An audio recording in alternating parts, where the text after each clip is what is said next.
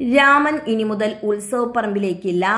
ആനപ്രേമികളെയെല്ലാം ആവേശത്തിൽ ആറാടിച്ചിരുന്ന യുവഗജകേസരി ഊട്ടോളി രാമനെ ഇനി മുതൽ ഉത്സവപ്പറമ്പുകളിൽ കാണാൻ സാധിക്കില്ല.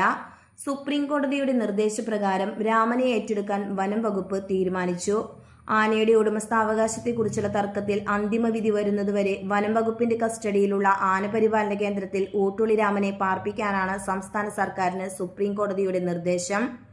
അമൃതാനന്ദമയി മഠത്തിന്റെ ഉടമസ്ഥതയിലുണ്ടായിരുന്ന അമൃതപുരി രാമനെ താൽക്കാലിക സംരക്ഷണത്തിനായി ഏൽപ്പിച്ച ഊട്ടോളി ഗ്രൂപ്പിന്റെ ഉടമസ്ഥൻ കൃഷ്ണൻകുട്ടിക്കെതിരെ കോടതിയിൽ ആനയുടെ ഉടമസ്ഥാവകാശത്തെ സംബന്ധിച്ചുള്ള കേസ് നിലനിൽക്കെ കോടതിയുടെ നിയമങ്ങൾക്ക് വിരുദ്ധമായി ആനയെ അനധികൃതമായി ഉത്സവ പരിപാടികളിൽ പങ്കെടുപ്പിക്കുകയും സാമ്പത്തിക ഇടപാടുകൾ നടത്തുകയും ചെയ്തുവെന്ന് കണ്ടെത്തിയതിനെ തുടർന്നാണ് സുപ്രീം കോടതി ഇപ്പോൾ രാമനെ സംസ്ഥാന സർക്കാരിനോട് ഏറ്റെടുത്ത് സംരക്ഷിക്കാൻ നിർദ്ദേശിച്ചിരിക്കുന്നത്.